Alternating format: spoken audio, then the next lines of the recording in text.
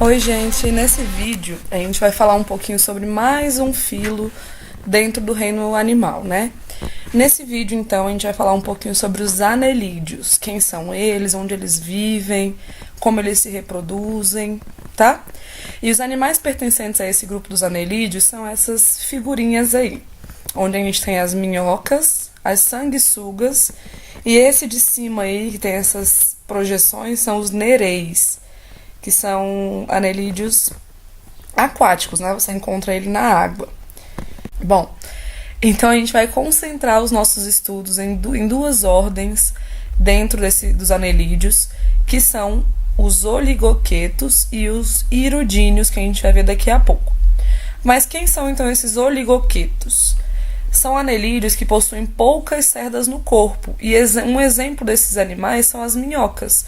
Se a gente parar para analisar direitinho como é o corpo de uma minhoca, a gente percebe que o corpo dela é cheio de anéis, e por isso o nome do grupo é tão característico, né? Porque ao longo do seu corpo você consegue diferenciar vários anéisinhos formando então essa estrutura. Esses animais, assim como os outros que a gente já viu, né? Eles possuem um sistema digestório completo.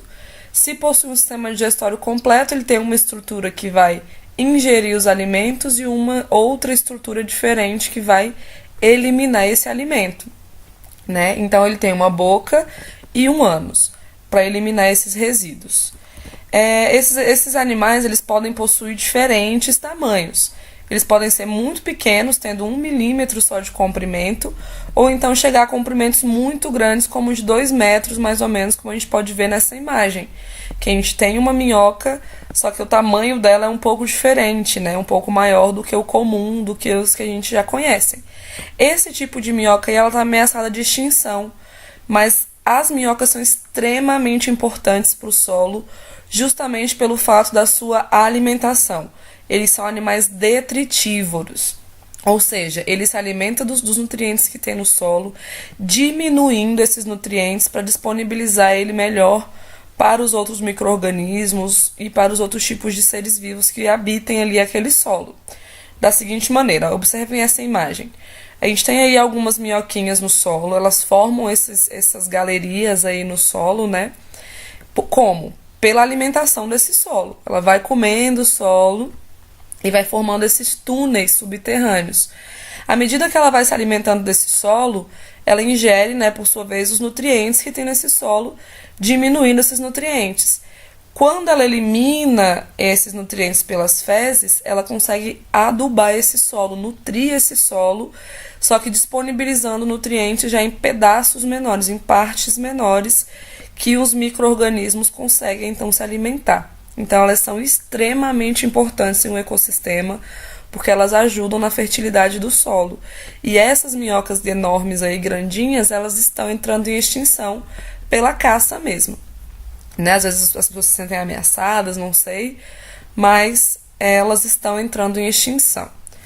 Porém, quando você retira uma amostra de solo, você pode ter uma quantidade muito grande de minhocas, justamente porque você tem essas microscópicas, essas pequenininhas, de 1 milímetrozinho, que vai estar ali naquele solo.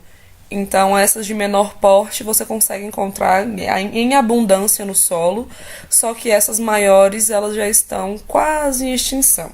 Então, aqui tem um resuminho, né, de como que é a nutrição desses animais pelo solo, né? E como que ela faz para nutrir esse solo, então. Essas minhocas, elas também têm uma locomoção diferenciada. Como ela tem esses anéis ao longo do corpo, ela tem um sistema muscular um pouco mais eficiente do que os outros grupos de vermes que a gente viu. Tá? Elas se locomovem por um movimento chamado de movimento peristáltico, que é muito semelhante ao que o nosso esôfago faz quando a gente se alimenta, que é por contração e relaxamento. Então elas esticam essas cerdas, esses anéis, e depois comprime, como se fosse uma sanfona, fazendo com que o corpo dela consiga se locomover, como a gente consegue perceber mais ou menos nessa imagem, onde a gente tem aí um esticamento dessas cerdas, e depois ela vai comprimindo essas cerdas para que o corpo possa ir para frente, certo? E como que é a reprodução desses animais? As minhocas, elas são animais hermafroditas. Só que diferente lá das solitárias, por exemplo, lá dos plateumintos, de alguns plateumintos, ela não consegue se autofecundar. As minhocas não se autofecundam. Elas precisam de um outro indivíduo para que ocorra a troca dos gametas.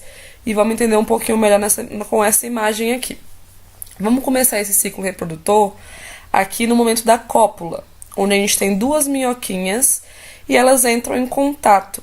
Elas têm uma região no corpo dela que produz esses gametas, tanto o masculino quanto o feminino. Só que ocorre uma troca, então, de espermatozoides. Elas se conectam, né, pelo seu poro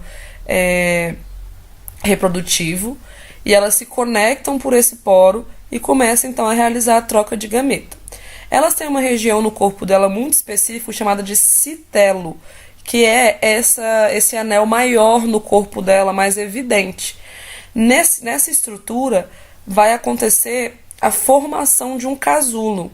E esse casulo ele vai deslizando ao longo do corpo da minhoca e os óvulozinhos ficam presos lá dentro. À medida que esse casulo vai escorregando no corpo dessa minhoca, como a gente pode ver nessas imagens mais para frente, o casulo ele vai escorregando até chegar na região em que são produzidos os espermatozoides.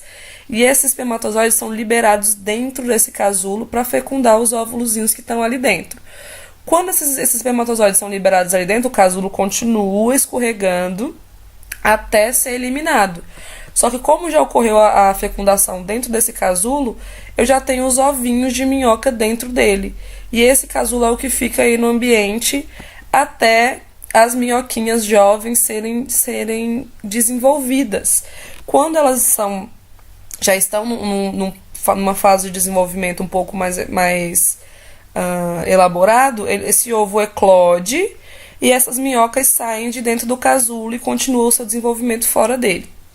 Então, resumindo, as minhocas elas se conectam por esse poro reprodutivo, esse poro, né, que produz os gametas.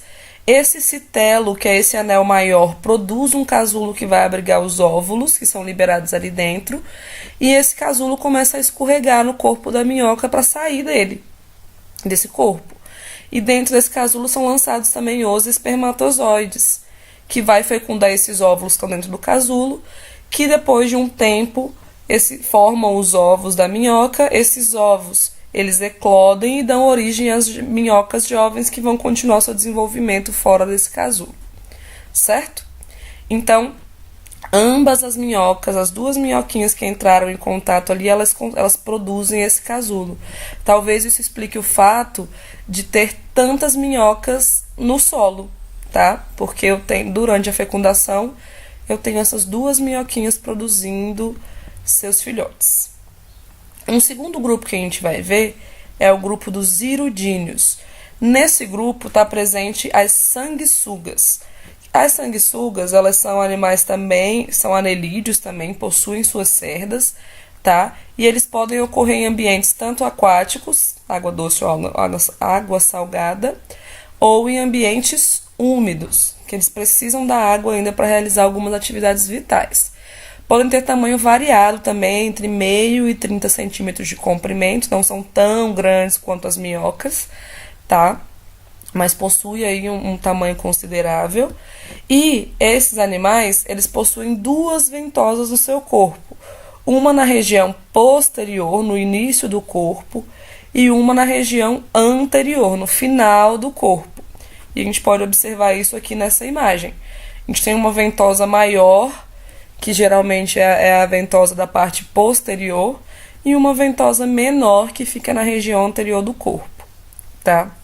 Esses animais, eles também se locomovem, apesar de viverem fixos aí em um substrato ou no seu hospedeiro, ainda assim ela se locomove. E ela se locomove com o auxílio da musculatura do corpo e também com as suas ventosas, só que a locomoção dela é um pouco diferente. Ela gruda sua ventosa, né, no substrato e depois ela, com a outra ventosinha menor, ela fixa também e vai tendo esse movimento tipo uma sanfona também, mas não é rastejando igual é nas minhocas. Ela dá como se fosse um salto, grudando essas ventosas, fazendo com que ela consiga se locomover. tipo aquelas pulseirinhas de mola quando você joga ela da escada, que ela vai, sabe, dando saltos assim nos degraus da escada, mais ou menos daquela forma. Bom, além disso, como o próprio nome já diz, elas se alimentam de sangue, né, do sangue do seu hospedeiro. Só que esse hospedeiro, ó, ele não consegue sentir a presença dessa sanguessuga, por quê? No exato momento em que ela gruda a sua ventosa no hospedeiro, ela libera uma substância anestésica. Então ele não consegue sentir a presença desse animal. E ela consegue viver ali por longos períodos se alimentando desse hospedeiro, porque esse processo de sugar esse sangue é um processo muito lento. Ela não precisa sugar uma grande quantidade de sangue, por exemplo, para poder sobreviver. Ela vai sugando lentamente o sangue, certo? E você não sente a presença dela, o hospedeiro não sente a presença dela por conta desse anestésico. Então ela consegue viver por longos períodos parasitando o seu hospedeiro aí sem problema algum, tá? E além disso, por esse motivo de ter um anestésico, ela pode ser utilizada em alguns países aí em processos cirúrgicos. Quando a pessoa fez uma determinada cirurgia, precisou levar ali alguns pontos, mas ainda sente uma certa dor.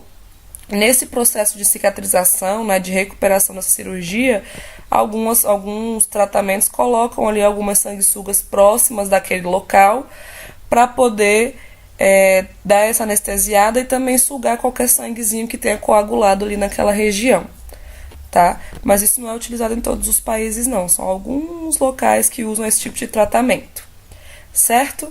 Então, eu espero ter ajudado um pouquinho aí no esclarecimento das dúvidas e bons estudos.